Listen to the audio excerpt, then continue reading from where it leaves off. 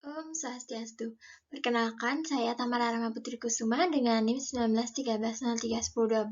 Pada kesempatan kali ini, saya akan menjelaskan jawaban saya mengenai LKM 4 Praktikum Kimia Organik. Jadi pada LKM 4 ini terdiri dari 15 soal yang akan saya bahas secara satu persatu. Dimulai dari soal yang pertama, yaitu jelaskan komponen apa saja yang terkandung dalam tes Bayer, tes Bromin, dan tes Fehling. Jadi yang pertama yaitu tes Bayer. Kandungan yang ada di dalam tes Bayer itu ada air atau alkohol yang mana akan ditambahkan dalam larutan KMNO4 alkalis, yang mana dalam tes Bayer ini nantinya akan terjadi reaksi redox atau reaksi reduksi oksidasi. Kemudian untuk tes bromin terdapat komponen CCl4 yang nantinya akan digunakan dalam melarutkan BR2. Tentu saja dalam tes bromin ini juga terdapat larutan BR2 sebesar 5%. Kemudian ada tes Fehling, yaitu komponennya terdiri dari larutan campuran Fehling A yaitu CuSO4 dalam asam asetat dan Fehling B yaitu garam rosel dalam larutan NaOH. Selanjutnya yaitu nomor 2, apa fungsi tes berikut ini? Yang pertama, tes Tholen, tes feriklorida, dan tes asetil klorida. Yang pertama yaitu tes Tholen, di mana tes ini digunakan untuk membedakan aldehid dan keton. Tes Tholen digunakan untuk reagensia pada uji aldehid, yang mana aldehid dioksidasi menjadi anion karboksilat. Ion Ag+ direduksi menjadi logam Ag, yang mana hasil positif ditandai dengan terbentuknya cermin perak. Kemudian yang kedua yaitu tes feriklorida, berfungsi untuk mendeteksi gugus fenolat, yang mana hasil positif ditandai dengan perubahan warna larutan menjadi biru, ungu, hijau, atau merah anggur. Kemudian yang ketiga yaitu tes asetil klorida, berfungsi untuk menguji adanya gugus hidroksi senyawa alkohol, yang mana hasil positif itu ditunjukkan dengan adanya gas, yang mana gas ini dihasilkan jika didekatkan dengan larutan amonium pekat dan menghasilkan asap putih.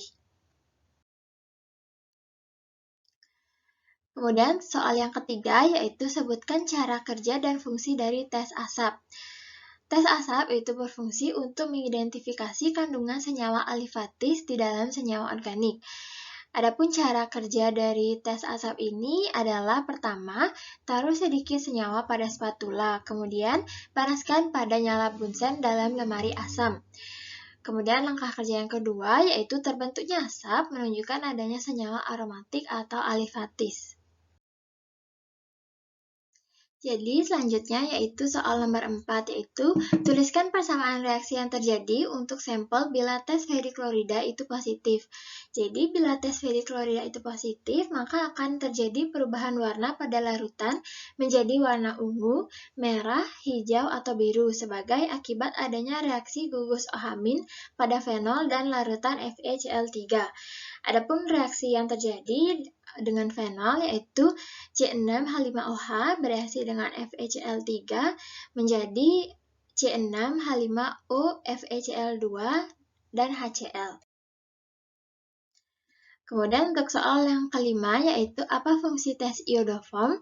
Sebutkan ciri-ciri bahwa tes itu positif terhadap sampel senyawa organik. Jadi fungsi tes iodoform itu adalah untuk mendeteksi adanya gugus keton dalam suatu senyawa organik. Jika positif, maka akan ditunjukkan dengan menghilangnya warna coklat pada larutan dan terbentuk endapan iodoform yang berwarna kuning. Kemudian soal nomor 6 yaitu sebutkan tujuan praktikum reaksi substitusi. Jadi tujuan praktikum reaksi substitusi itu adalah pertama, membuktikan pembentukan tersier butil klorida dari tersier butil alkohol dan asam klorida melalui reaksi substitusi nukleofilik.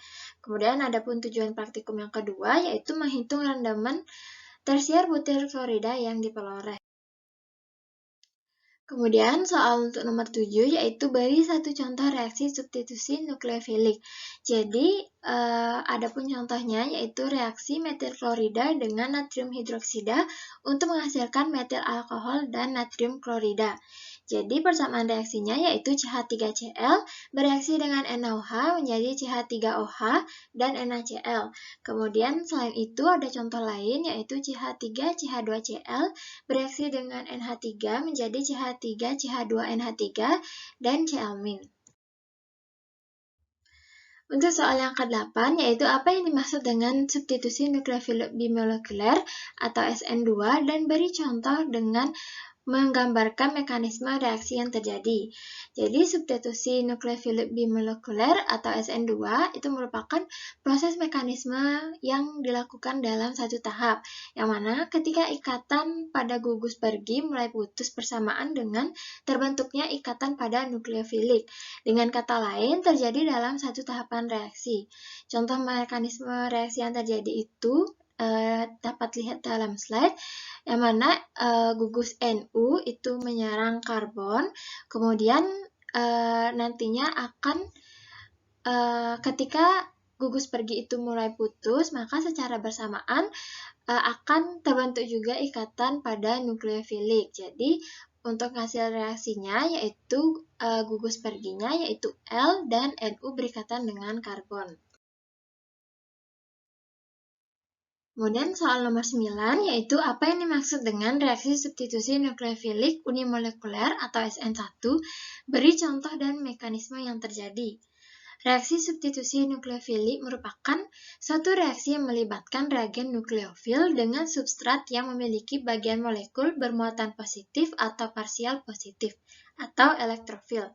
Reaksi SN1 atau reaksi substitusi unimolekuler dimulai dengan lepasnya gugus pergi dan menghasilkan karbokation atau C positif. Setelah itu, nukleofil menyerang dan terjadi proses pembentukan ikatan antara nukleofil dan substrat.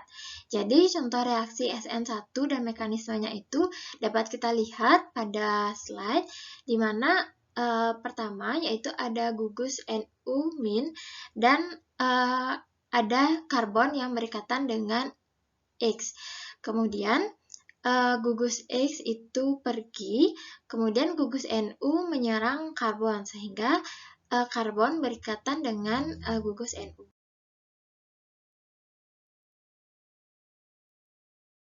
Jadi, contoh dan mekanisme yang terjadi pada reaksi substitusi nukleofilik unimolekuler itu kita bisa lihat pada slide, yang mana terjadi dalam 3 tahap, yaitu tahap pertama, tersier butil klorida berkeseimbangan menjadi karbokation dan ion klorin, yang mana pada tahap 1 ini berlangsung dalam waktu yang lambat.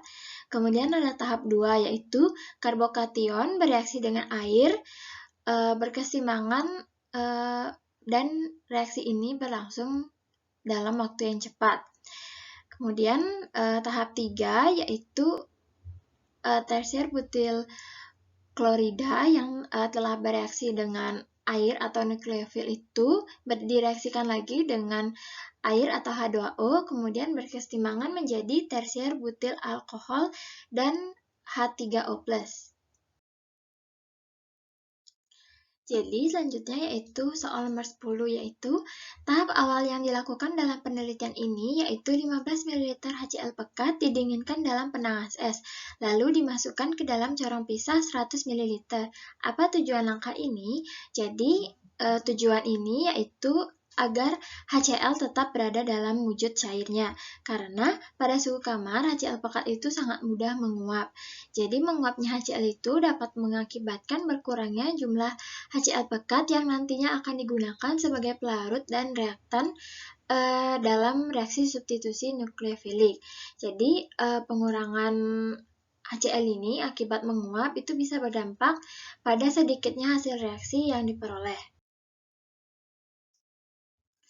Jadi, soal yang ke-11 yaitu buatlah alur prosedur kerja praktikum ini, yaitu prosedur kerja reaksi substitusi nukleofilik dapat dilakukan sebagai berikut.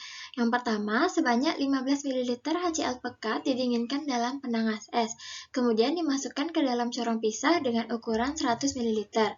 Kemudian yang kedua, yaitu sebanyak 5 ml tersier butil alkohol ditambahkan tetes demi tetes sambil dikocok dengan baik.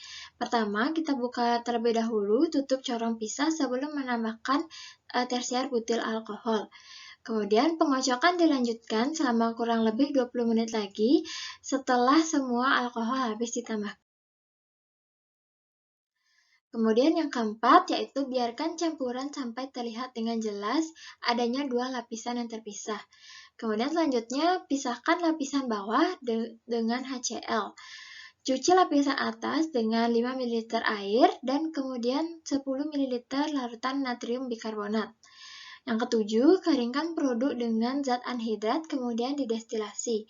Kumpulkan destilat antara suhu 49 hingga 52 derajat Celcius sebagai tersier butil klorida dan memiliki ND yaitu sebesar 1,386. Soal yang ke-12 yaitu sebutkan reaktan yang digunakan dalam reaksi substitusi ini. Jadi reaktan yang digunakan dalam reaksi substitusi ini yaitu tersier butil alkohol dan asam klorida atau HCl. Kemudian soal yang ke-13 yaitu sebutkan apa manfaat reaksi substitusi dalam kehidupan sehari-hari. Jadi manfaat reaksi substitusi dalam kehidupan sehari-hari yaitu pertama, benzena dapat digunakan sebagai zat aditif pada bahan bakar motor bebas timbal.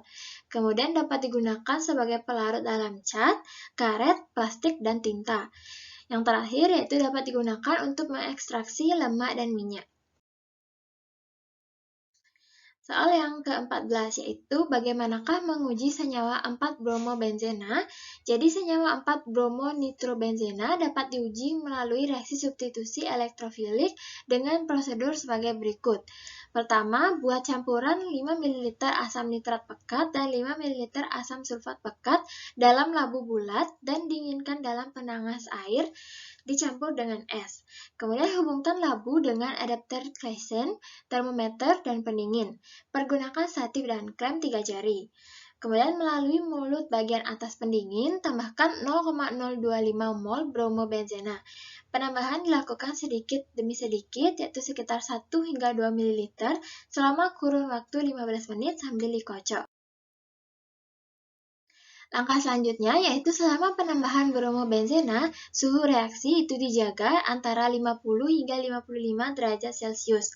Setelah adisi sempurna, biarkan campuran pada suhu di bawah 50 derajat Celcius selama kurang lebih 30 menit.